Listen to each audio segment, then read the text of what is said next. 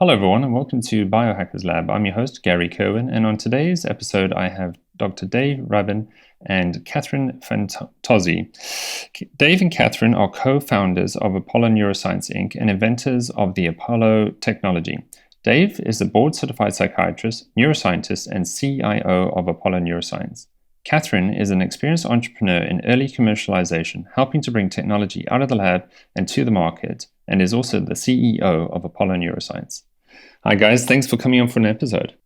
Thanks for having us. Yeah, thank you so much for having us. We're excited to be here. Yeah, so I got to first meet you not too long ago at the Health Optimization Summit in London, and that was a nice coincidence to bump into you at that table and just get a chance to try out the gadget that you both have co-founded and invented there. And that's what this interview is going to be about today, is the exciting technology that is coming to the market that users can start using pretty soon. Yeah. Or to share with the world. Yeah. So just to start with, my first question is, people watching the video, you've got one of your gadgets with you, so they're going to be able to see what we're talking about. But that's it. Yeah, it's on your wrist there. So it kind of looks like a watch in a way. But what is the Apollo, and how would you explain it to someone who has no idea what this fancy thing is that you're wearing on your wrist there? So Apollo is a wearable technology that uses vibration to balance the nervous system. And so essentially what happens when we're chronically stressed out in our modern lives, we're not really designed for the way that we currently live. And work. The human body is designed to deal with rare acute stress, but the never-ending email and pings and the light pollution and just modernity in general creates chronic stress on the body. And when that happens, you essentially go into fight or flight mode more of the time than not. And when you're in that state, it makes it hard to sleep, and it makes it hard to focus, and it impairs your ability to emotionally connect with people, because your body is actually perceiving all of these emails and pings and your nonstop life as actual threat. And so the way that Apollo works is it helps to bring your body back into balance really rapidly through your sense of touch. And so Dave can talk about it, but there's a wealth of literature around touch and how it changes the balance of our nervous system. And so how Apollo works is it sends these gentle vibrations to the body that actually boost up your heart rate variability, and they boost up your, they help down-regulate your stress response so that you can focus more easily and get better sleep. Yeah, and that's why I thought it was so cool. So, I mean, I mean, not only does the device look nice, but then I got to try it out myself, and it's so true. Just that gentle vibration there, and just to think that that vibration, that wave-like vibration, just calm me down and put me back into a more chilled state versus always being in the on switch and just stuck there all the time, which is what you were talking about with the lifestyles that we're exposed to nowadays. So, Dave, can you just explain to listeners then what Kathryn just mentioned there about how touch is through this device is actually going to help chill us out? Sure. So, ultimately what's happening is our body has this increased fight or flight response all the time, to the point where we have almost forgotten that we're in that state. And we've forgotten a lot of times that we have the ability to naturally reverse that state back to a more balanced state. So with techniques like deep breathing, meditation, mindfulness, regular yoga or biofeedback, or even just positive thinking techniques practiced over time, you can teach yourself to rebalance your nervous system. But some of the most potent and most effective ways to rebalance the nervous system quickly without requiring any effort on our part is the touch receptor system, the human touch, and soothing music. And human touch in particular is extremely important, because that's the way that we evolutionarily formed close bonds between each other, and that we convey this. There's a safe environment to bond, because we can sit there, we can hold hands, we can make eye-to-eye contact, acknowledge each other's presence in the moment. And that automatically, all those cues are evolutionarily conserved for millions of years to convey safety immediately to our brains. And so what happens is, it's just like somebody holding your hand or giving you a hug on a bad day. If you like that person, you're going to feel better immediately. So the response to the body is something that's very, very old, and what I did during my research is I mapped out the pathway from the touch receptor system in the skin to the brain. And what I found is that just from doing an enormous review of the literature, and what we found is that the touch receptor system actually seems to convey emotional content, how positive, safe, or negative, threatening an experience is to the emotional brain before it even gets to the part of your brain that understands what that touch is, whether it's sharp or vibration or painful or whatever. Fear and safety are the first things that are determined by the brain and through touch. And that allows us to either engage in an experience or withdraw from the experience. And so Apollo taps into that pathway, similar to what you and Kathryn were saying, by providing these gentle vibrations to the skin, which activate this very, very old touch receptor system that sends these positive signals to your brain that basically says you're safe and you have the opportunity to take control of your decisions in a moment from a standpoint of safety and strength rather than from a standpoint of fear. And I think there's one other thing to add here, which is there are many ways to restore balance to your body, right? If you're in a consistently stressful life, which is most of us, right? Where you've got a lot of demands on you and you're constantly running around and you're, interacting with other people and a lot of digital stuff all the time. What happens is that your body thinks it's under threat. And there are other ways to restore yourself, right? Like you can meditate, you can practice deep breathing, yoga, there's all sorts of opportunities to help restore yourself. But the challenge is that, and this is in the literature, it's common sense, but it's also in the literature. If you're already stressed out, it's even harder to do the things that restore you because you don't feel good, right? So like if you are, your body's tense, you don't necessarily want to work out, right? If your mind is racing, it's really hard to go to bed. You're more likely to sit there and binge on Netflix than it is to just go to sleep, right? And so it becomes like a negative cycle that when you're already stressed out, it becomes harder and harder to do the things to restore you. And so Apollo was developed in order to rapidly restore the body, because by rapidly working with our natural touch receptor system, we can bring that body back into balance more quickly.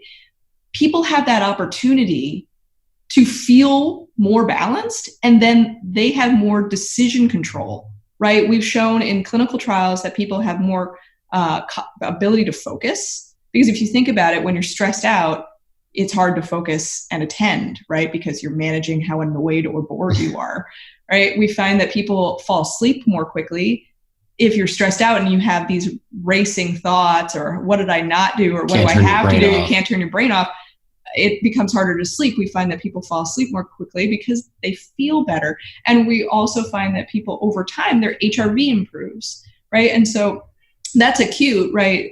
Or right there in the moment. If you're stressed out and then something soothing happens, you're going to restore yourself, and we can measure that in that one moment. But more importantly, over time, heart rate variability is this key metric of how recovered your body is. And as we see with our users over time, their HRV continues to go up because they're getting better sleep and they're more relaxed and they're better able to manage their response to stress from the outside. And it's really about building resilience and really empowering people to take more control over their health. Yeah, and I mean, exactly what you're saying there.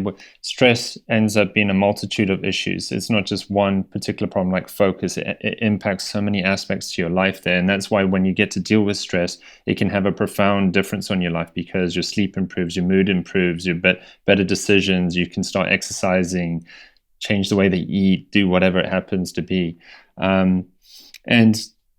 The unique thing that I'm getting from this, and which I experienced myself when I got to meet you both in person, was that exactly what you said, where when you're already in a stressed state, it's hard to maybe chill out or get yourself to be in a better place. So, and that's why I can think of meditation, where you need to meditate to chill out or relax a bit more, but you get frustrated with yourself because your head's still racing and you can't turn off the monkey in your brain, and it's still going. Then you're like, come on, just calm down, keep quiet. I've got to be good at this.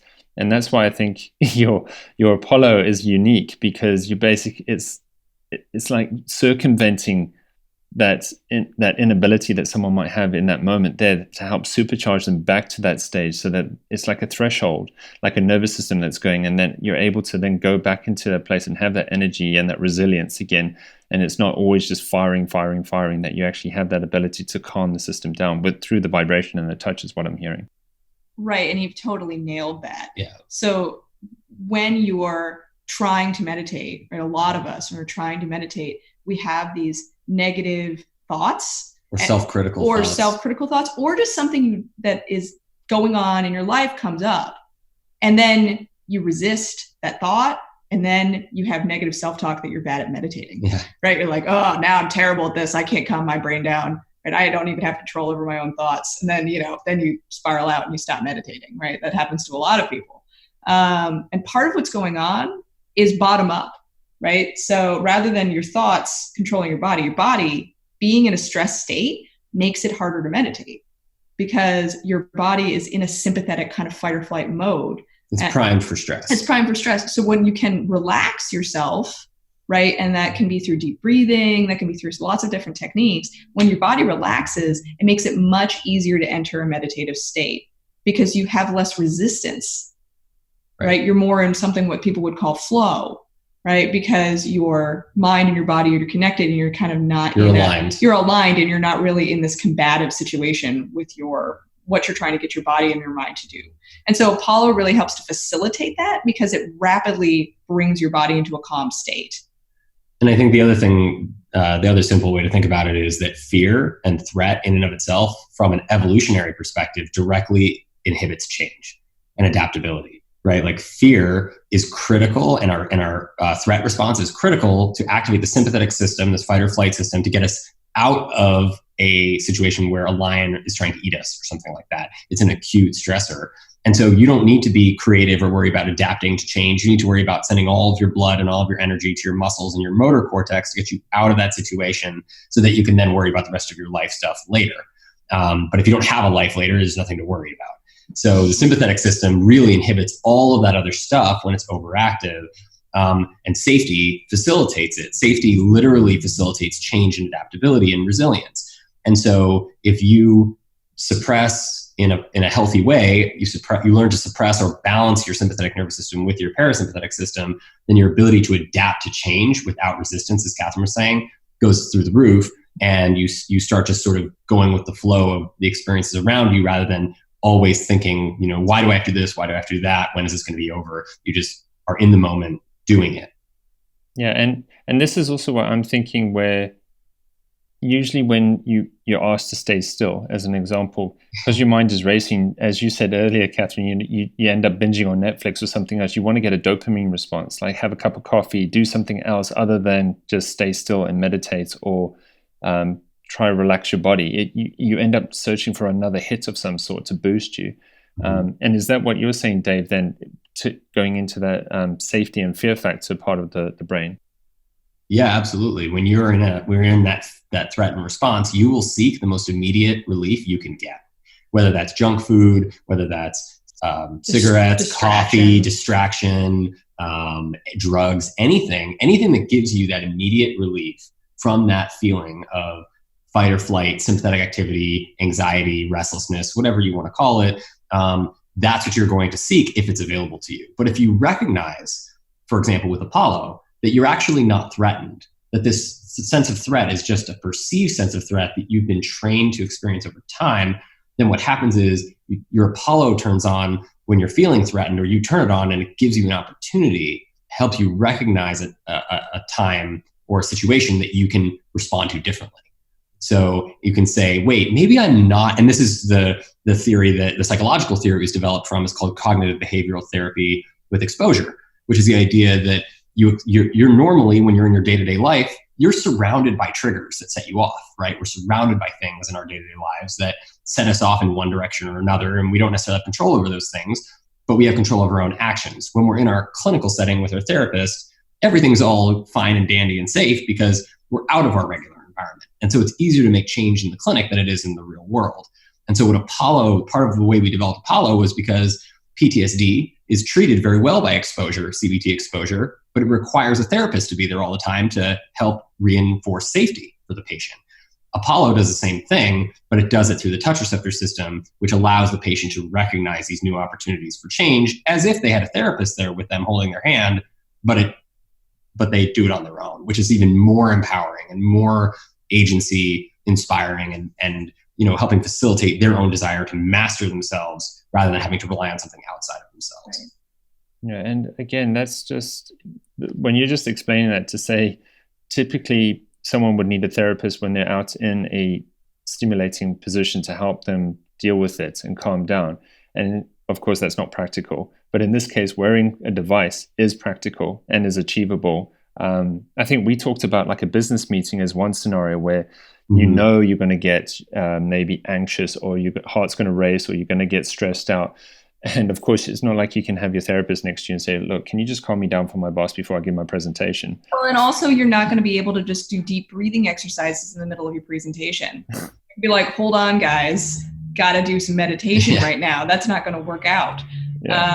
And so, yeah, the Apollo can be used and that was the reason we developed it, was it to be a real world tool to actually help people adapt and be more resilient and have more control over how they think and how they feel, because stress is kind of a monster and it's everywhere. And, the human body has adapted really well, but we have had the last 100 years of change is not something that the human body has adapted to that quickly. We just haven't caught up. We haven't caught up to what's happening. And that's why you're starting to see burnout, what people are calling colloquially burnout, which is, like you're apathetic, you don't want to engage with work, you don't feel well.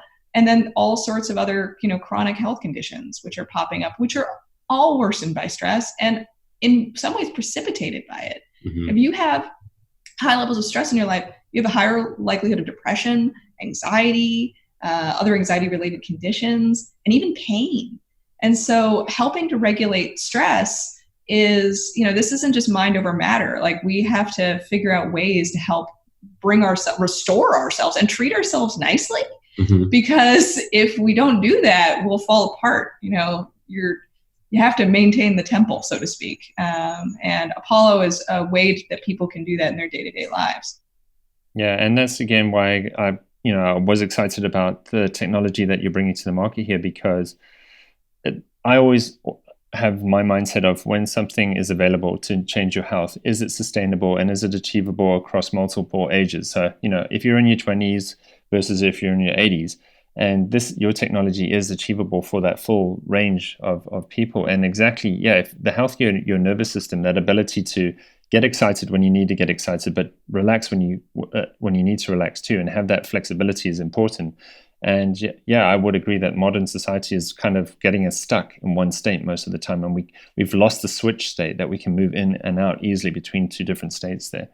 And that's our great strength as humans, really, is adaptability, right? That's why we're at the top of the food chain. We just kind of forgot how to do that as well as we used to, because technology has automated so many things for us that in a lot of ways we forgot that this is something we need to practice. And now in a lot of ways, and that's something else that we're very cognizant of, is that, in a lot of ways, technology is kind of controlling us and we're responding to it instead of using it as a tool to make our lives easier. It's starting to create negative consequences. And so we built Apollo in such a way that it's a tool based on very cutting edge science, but also based on really inherent things that just naturally happen within the body, to try to use technology to help us be more human, if that makes sense. Mm-hmm. Yep. And that's, I guess, the yin and the yang here is actually what we were joking about before we started, like Slack notifications or Facebook Messenger notifications, that sound, that ping,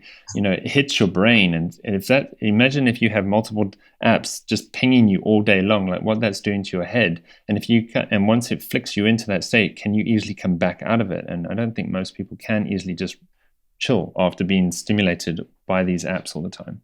Yeah, right. It's really tough. And it's also during being hit by all those things, because most of us are not going to be able to change.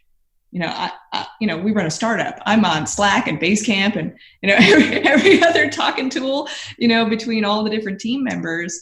And you have to be able to have presence of mind and be in a calm and focused state most of the day. And what Apollo helps me do is it helps to accelerate that recovery, but it also helps me transition into a focused state so that the nonstop pings don't send me into a sympathetic state of or fight or flight frame of mind, because you don't make good decisions in that frame of mind. If you think about all the old TV shows from the 50s, and the little kid was afraid to talk to their parent after they got home from work because he was stressed out, right? You had to let him calm down before you talked to him. And have a drink. Because in those, yes.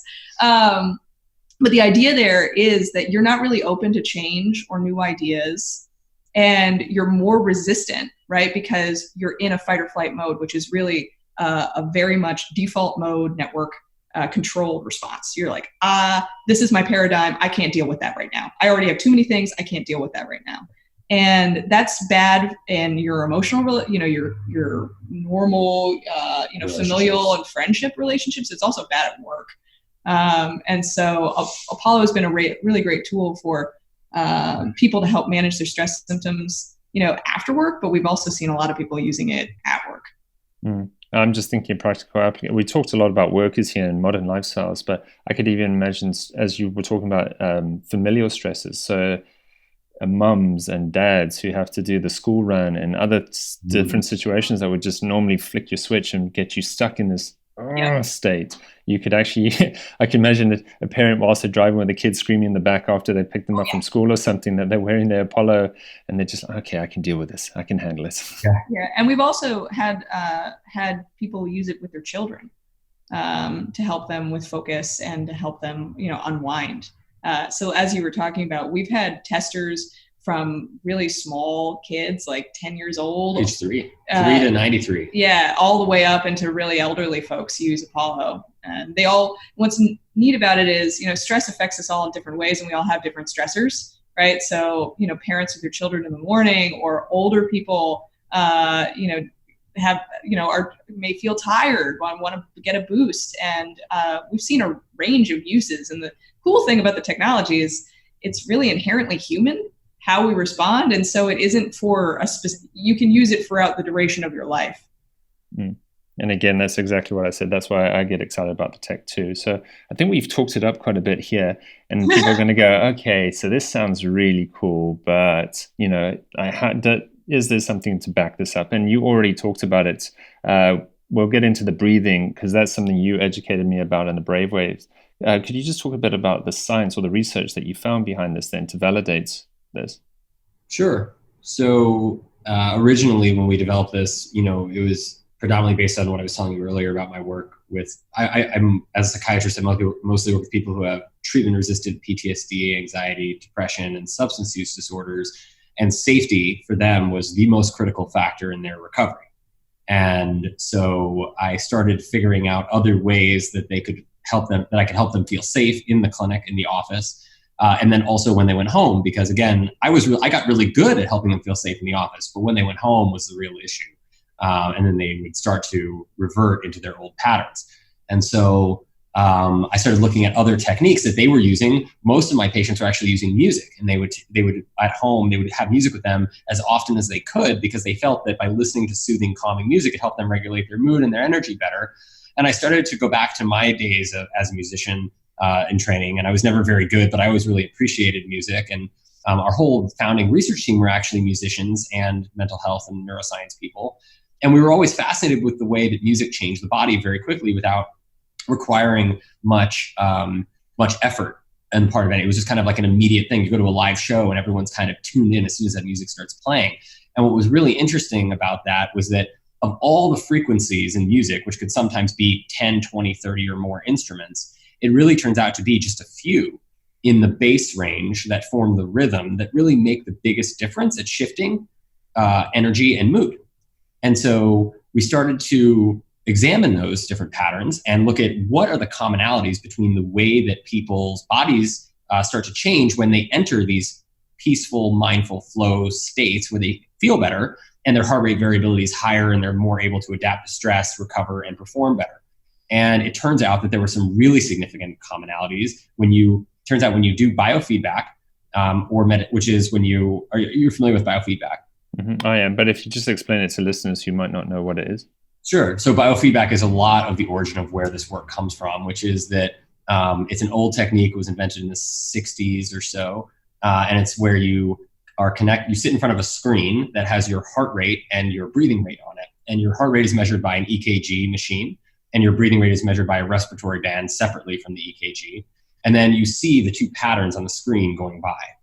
And what you're instructed to do is help make the patterns, is do whatever you need to do to make the patterns match or fit each other. And what happens is within about 90 seconds, over 95% of people will naturally sync the two patterns. And what they start to sync the two patterns to is about 6 breaths per minute.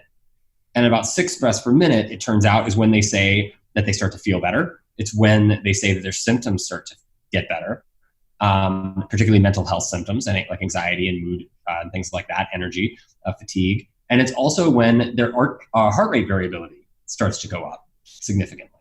And so what we found was that that's exactly the same pattern, for the most part, that exists when you start to do deep breathing and get the same effects, or when you start to do mindfulness meditation and get the same effects, or yoga, or float tanks, or any of these things. And so we ended up taking what we learned from the neuroscience of music and how music affects the body and changes the body, and also from the neuroscience of how touch activates the touch receptor system to provide safety signals to the body, and then combine that with what we learned from the biofeedback literature and the meditation literature about the common frequencies that the body gets into when we feel the best and when we're in what we call flow states, peak performance states.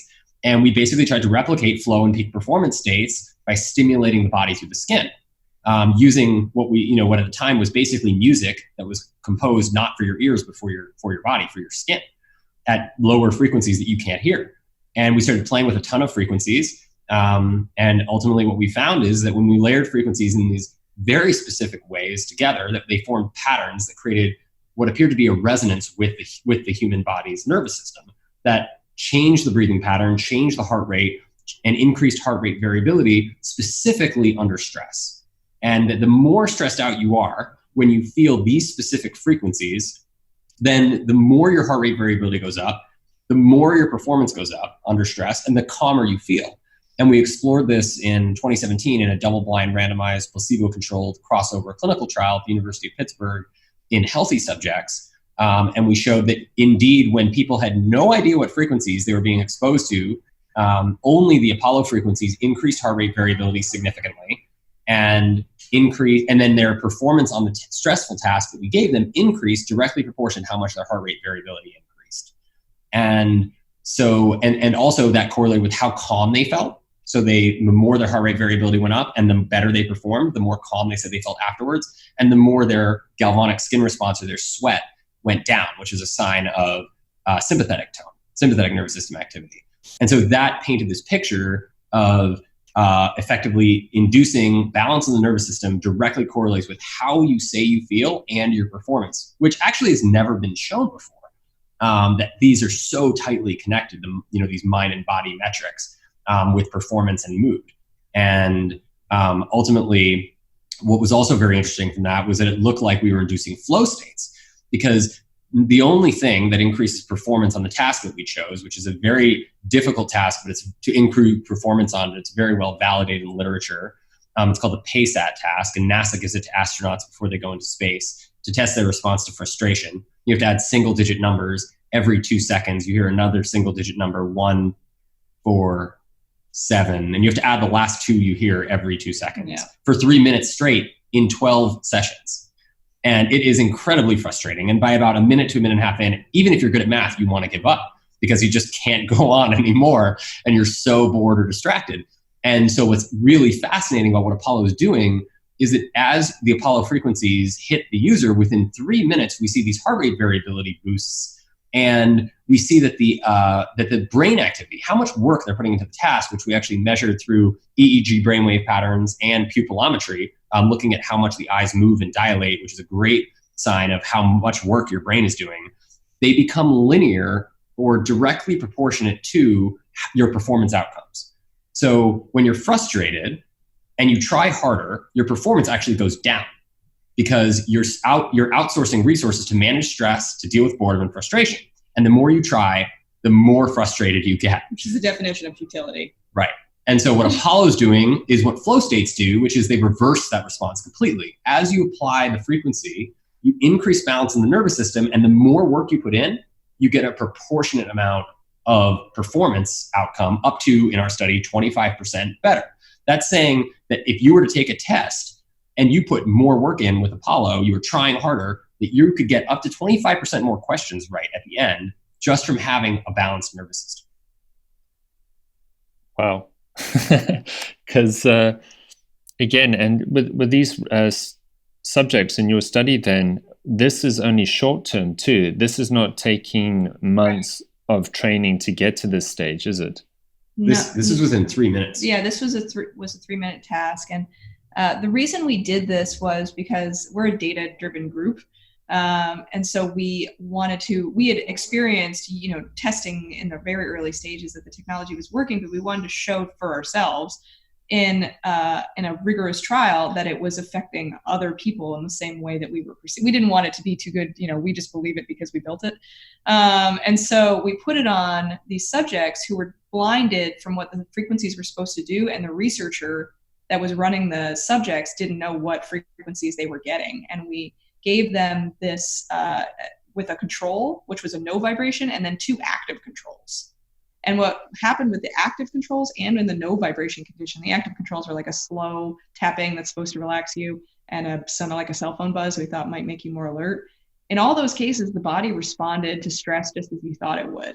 Basically, people looked stressed out, their physiology, their bodies were stressed out, and they said they felt stressed out, and then their performance tanked. And we've all been there, right? Like, what was the last number? Oh, did I turn off the stove? Like, we've all been there. And what we found with the Apollo frequencies is that people's parasympathetic activity went up, right? So their heart rate variability goes up. They say they feel calmer. They're sweating less, so their bodies are showing they're calmer. And then their performance goes way up. Well, I mean, that makes sense. If you feel calm and you're doing something and you're and he's talking about effort. If you're focused on something, all that means is focus. It means the amount of effort that you're doing in your brain is all focused on the thing that you intend to put it on. As opposed to, I'm really trying, but I'm also distracted or really bored or annoyed or whatever it is over here, is taking up a bunch of extra effort of your brain. And so you're not fully in what you're doing. You're not in flow. You're not present with what you're doing. And therefore you don't do as well. But this was just the first study. We've done many subsequent studies. So that included an augmented meditation study that we did where we paired non-meditators against very experienced meditators and looked at the brain waves of the non-meditators when they used the Apollo. And we found that we could make people who had never really meditated, brain waves look like meditators' brains very rapidly within about 12 minutes. And those are preliminary results. We're doing the full analysis now. And we've also found in athletes, physical stress and mental stress are connected. It's all stress in the body. And so in athletes, we've seen that we can improve heart rate variability and their ability to recover more quickly in between sets. And so they have sustained peak performance every time they do a set of reps. They actually can do the same or more than they did before rather than decreasing over time because they're recovering more quickly. And so it's very important for us that you don't just build something and put it out there and see what happens. So we did a lot of testing before we built this. And so in addition to all the clinical trials we've been running, we've also put this on about 2,000 beta testers. And the really cool thing for me, my background is how to get technologies out of a lab and into the real world. So for me, the real world matters a lot more than any clinical trial would. And when we put it on people in the real world, we start to see the same results. And that's how we've been seeing HRV over time improve, is that we've had about 500 people using it for 6 months to a year. And we collect the subjective reports about how they feel, and then they also send us their data that they collect on themselves. And what's interesting is that people who, whether they've been using like an Apple Watch or an Oura Ring or any of these other technologies that track HRV in their sleep, is that we're starting to see consistent results, that people are sleeping, they're going to sleep faster, their HRV is going up, and generally they say they feel better. And that's been really cool. And then we also just did a recent pilot with nurses, where we just did an open label trial. Nurses are very stressed out. They have really hard jobs. And we found over a 40% reduction in their stress scores. Within just 2 weeks. Within 2 weeks of use. That was like off a questionnaire of how stressed out they felt, which, they were very stressed out. And they said they felt a lot better and that their sleep was getting better. And so all of this is saying is, Apollo is a tool, and that tool works naturally with your body, right? We have this power in ourselves, right? We can do it through breathing. We can do it through biofeedback. We can do it through other sensory stimulation. There's all sorts of ways to bring your body back into into balance. The thing that's really nice about Apollo is that because it uses touch, you can use it in your day-to-day life when you need it, and you don't have to step away from your life, right? You don't have to leave and go to a quiet space and have an immersive experience, or drive someplace and put yourself in a float tank. You can use this on a plane. You can use this in bed. You can use this when you're driving the car. You can use this whenever. And that was really the point for us, was to help people in the moment that they really need a reset. And it's not magic. When you help the body feel calmer, it's really you. As soon as you feel calmer, then you have more control, right? You have better ability to focus. You have better ability to calm your mind down, to go to sleep, because your body is not in this stress cycle.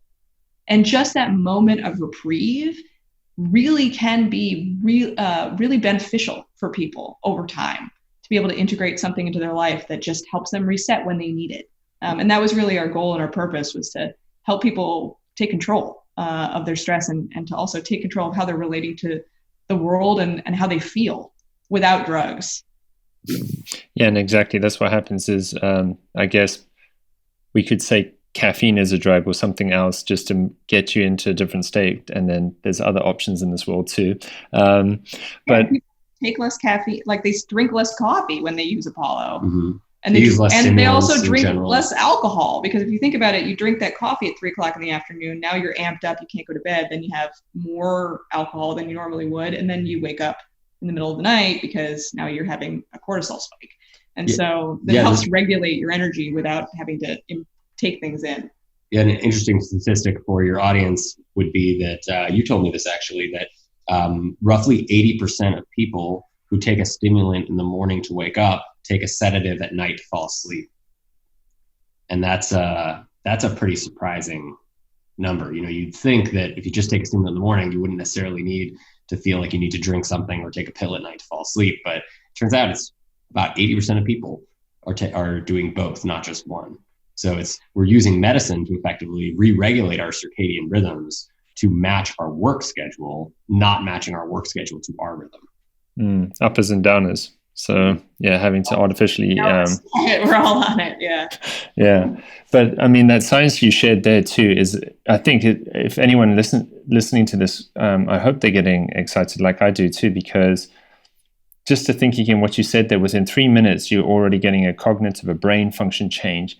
And I love that meditation part, that within 12 minutes, your brainwave could look like you're a meditator. So someone who, again, what we talked about in that earlier case where you think, oh man, I've got to try and meditate, but I'm getting so angry at myself because I don't think I can meditate.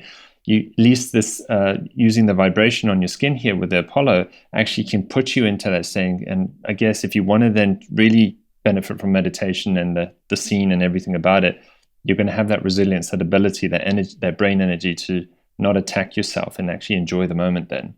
Right. Just be present with yourself. Yeah. So let's talk about the device itself. So we talked a lot about the benefits, the science and that, but the practical use. You mentioned, Kathryn, how we could use it in multiple situations. Again, I think that's the most practical bit about this, because different situations will stress us out differently.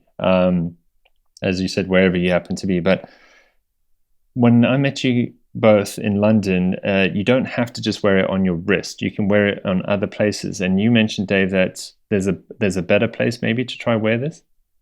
I personally prefer the ankle. I mean, I think the audiences that we have, our testers, are split right now. A lot of people have team wrist, team ankle. Yeah, I think the ankle personally, I think, is more effective because it is a much more central feeling very quickly. The frequencies we use are very low and they seem to transmit better through denser material. Your bones of your leg are some of the densest in your body. And so I think most people typically feel a much stronger, quicker onset and more powerful effect when they wear it on the ankle. But it turns out that from our lab studies, the frequencies work anywhere on the body pretty much. It's really because it's going through your touch receptor system. And so your touch receptors are literally on your whole body. It's the only thing that differs between, for example, your ankle and your wrist and your back and your neck and your head is the density of those receptors.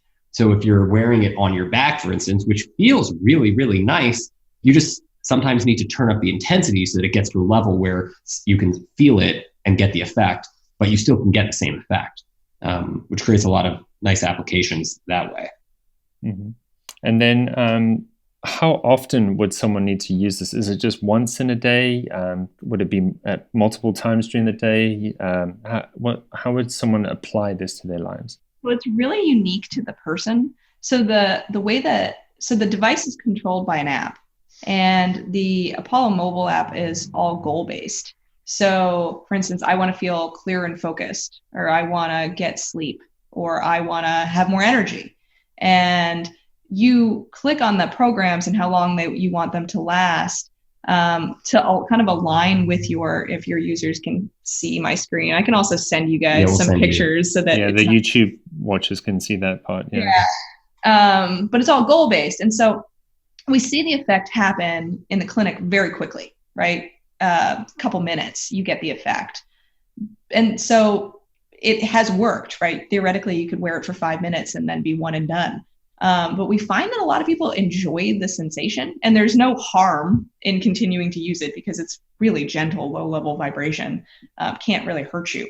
And so we'll see people use it for, on average, like an hour a day, sometimes 2 hours a day, and they'll use it throughout the day for different things, right? So they'll use it in the morning to help them wake up before they go to the gym or before they're going to, on their way to work, just kind of, jazz themselves up a little bit. And then we'll see people use it again in the afternoon, either to manage stress or to get more energy when they're trying to, sometimes people end up in the slump in the late afternoon, and we'll see people use it in the evening to help them go to sleep. And so the usage has been on average like that, but then you have, various cases. There are people that use it a lot, and then there are people who use it very specifically. And the other thing I'd say is that as we see long-term users, like over a period of 6 months, is they'll use it a lot in the very beginning. And that's really helping them reset their body back into a balanced state. And then their use starts to get much more intentional, where they're using it specifically for a goal. Like, I have a business meeting that's really going to bother me. I'm going to use this during it. Or I have to give a talk and I'm not really comfortable giving talks. I'm going to use it. Or they'll use it, for instance, for a lot of people who travel a lot. Jet lag. So they'll use it on the plane to go to sleep, and they'll use it when they get off the plane to wake back up. And not have to drink a bunch of coffee, which is going to kind of mess them up when they're trying to go back to sleep on that new time zone. And so, people from little kids all the way to older people use this. And so it really depends on that person's lifestyle and what they're going for and what they need. Yeah. And I mean, that makes complete sense too, that when you initially get the device, if you're trying to regulate your nervous system, which is fried, you're going to want to train it more to have more application of the device, potentially to help you find that place. But as you get more resilience and better at self-control, you may not rely on the device as much in the future. Right. And then the other part it's a learning effect. Right. It's a learning effect. So it's a learning effect for you about yourself, but it's also a learning effect on your body. So as you practice meditation or as you practice mindfulness, it's easier to get into that state. And partly that's top down, you're teaching yourself, but partly it's bottom up. Your body remembers that state. So if you practice being stressed out all the time, really good at being stressed out. Yeah. If you practice being calm and mindful, the more and more you do that, the easier it is for you to get into that state, the easier it is for you to regulate your emotions and your physical response to stress. Apollo works in the same way. It's just working from your sense of touch. Mm-hmm. And so as people use it, that's why we're seeing HRV go up over time. As people use it, their body is learning to be in a calmer state. And that's, our real goal. The other part of this that we haven't really talked about is the software that we are building is using AI to learn about users and how they use it so that the software can grow with the user over time. So for instance, if you're someone that uses it specifically for athletics or you use it more for meditation, we'll begin to learn how you use the device and start curating the content and curating the program specifically for you. And that's really our longer term goal for the software. And are the wavelengths different for the different applications? So when trying to have someone relax versus an athlete trying to help them recover quicker, because you said there were different choices on the app itself, does it mean there's different wavelengths involved then? Yeah, so the waves are designed for, and Dave was talking about this, but the waves are designed for how your body, the natural state that your body is in those different states, right? So waking up are generally a little bit faster and higher than going to sleep. And if you think about that intuitively from music, you don't generally listen to really calm, soothing music when you want to like go to a workout. Or so if you think about this intuitively, slower frequencies are generally more relaxing, and higher, quicker frequencies are generally more energizing.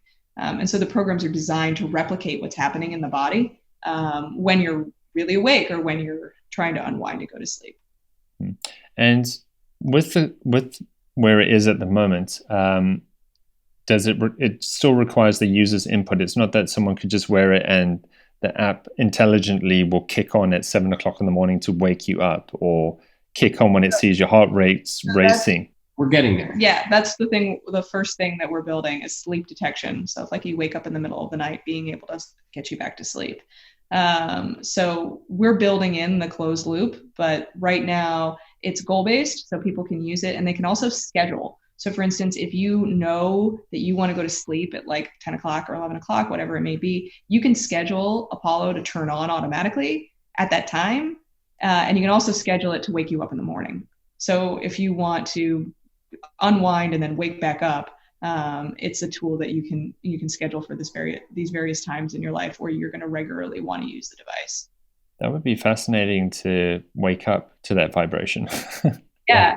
Yeah, instead of an alarm clock. Yeah, you mean to open your eyes in bed and not feel stressed out and just be ready to go for the day. Yeah. Yeah, that would be lovely. So also the one question I had with you when I spoke with you in London, and some listeners are going to be listening, wanting to know is, so the connection between your phone and the device is of course Bluetooth, and you can put this in airplane mode. Oh yeah, absolutely. Absolutely. You can put it in airplane mode, and we've been very careful about too much EMF. Yeah, I think, this is something that was a concern for us also because we work with a lot of organizations that are very sensitive to this kind of thing. And we also want to make sure that we're not causing excess energy usage for battery use reasons and that kind of thing. So that it's completely signaled on Bluetooth low energy. And so the way we've designed it is that the phone serves as a data tracking system and as a remote control for the mobile app, for the device, the mobile wearable. And then the Apollo wearable has almost everything that it needs in it in terms of the software. So it has its own set of software in the firmware on that device, and that device is capable of functioning almost entirely independently from the phone. And so the nice part about that is that unless you're tracking your data actively, or unless you're changing settings or doing something on your phone that's requires talking to the device, you actually don't need to have Bluetooth signals sent out, and they aren't. The only time your Bluetooth is actually advertised or sent out or active is when you're doing that kind of work, and all the rest of the time, it's literally just a sound signal generator that provides the signals directly to your body at a very safe level. Even when it's not in airplane mode. Right. It is not signaling and communicating with your phone unless you're actively doing something, right? A data transfer or a program selection. And we did that intentionally to keep down exposure.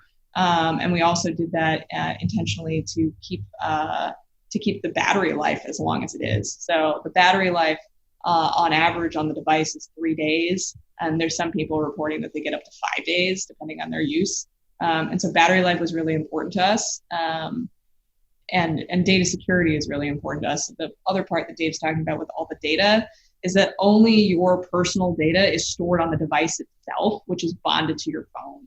And so only anonymized data is used to help in the algorithms in the app. So if you ever lose your device or whatever, you lose your phone, whatever it is, you can unbond them and all of your data is secure on the device itself. And the other key parts about this is we built the device in the United States to the specifications needed for FDA clearance. And we've also done all the biocompatibility testing on the device to make sure that it is going to work with all skin types for the average amount of use. And then the data, all of our staff are being trained to what's called HIPAA compliance. And the data is being built in a HIPAA compliant system, which is the US standard for data privacy for healthcare data. So we went a little bit above and beyond, but we think that's important. I think that's very important, particularly for for something that could be a therapy in the future. Yeah, and I like it again that you've had all of this foresight, and you told me how hard it is. You, as a company, you have to already think about this before you design the device to be able to even have something as simple as airplane mode. Consumers just think it should just happen, but as you told me, it can't just happen. You have to have already pre-thought about it. It's not easy just to make it happen on a device. And that's why we did so much testing with so many people, was to see how people would use it, what frequencies they liked best and were the most effective for them. What things they care about. What they cared about from the device itself, what they care about in terms of data, what they care about, like airplane mode was something that people started telling me, we really want airplane mode. I'm like, all right, let's build it in. And so we spent a lot of time listening to our early users to develop the product. Fantastic. So we've been speaking for nearly an hour there, I see, so our time is coming up. But if anyone wants to follow the journey of Apollo, or even can they get the device? Do you want to share some of those details with listeners? Sure. So you can find more about us at apolloneuro.com, and that's APOLLONEURO.com. And we have opened up a pre-order. It's kind of a VIP pre-order. We have a limited supply for our first batch, but you can pre-order it online now at that website. And one key thing to know about what we're offering is that we're offering a app subscription. So when you subscribe to Apollo, you get the device for free. And so the point for us is that this is really an app experience and a therapy experience with the device itself, coming from the software, and software improves over time. And so we don't really care about selling you a widget. So, so when you go online, you can subscribe to the app. And for people who come in on the pre-order, we did an annual subscription and we knocked it down 45%. It's normally $30 a month, but we knocked it down to $199 for a whole year with the device for free. Okay. And so I know the question is probably going to come up from some people, but if they pay for the first year and they don't end up renewing the subscription, the device just won't work. Yeah, the device won't work, but the thing that we're trying to do is make sure that we can bring the app subscription down to being pretty inexpensive, so that it can be more in line of what you pay for a meditation app. And that's our goal as we scale. Yeah. And I mean, I'm just thinking $200 at the moment for an entire year versus buying certain nootropics or other supplements or something. This is the choice that maybe some people could do here. So yeah, outside of just investing in their health. Yeah, I mean, when you consider the amount that people spend on other things like coffee, some people spend that much on coffee in a month. That's a lot of money. Yeah. Well, I'm definitely excited. I'm going to be getting one. I got to have a little taste of it, and I thoroughly enjoyed my 15 minutes of Apollo vibrations on my ankle at that time. So I'm looking forward to testing out more myself. But I just want to say thank you to both of you for coming on. I really enjoyed that conversation. I was enlightened even more than what I knew from our first meeting, and hopefully a lot of listeners too. So again, thank you so much. Thank you for having us. I appreciate it, Gary.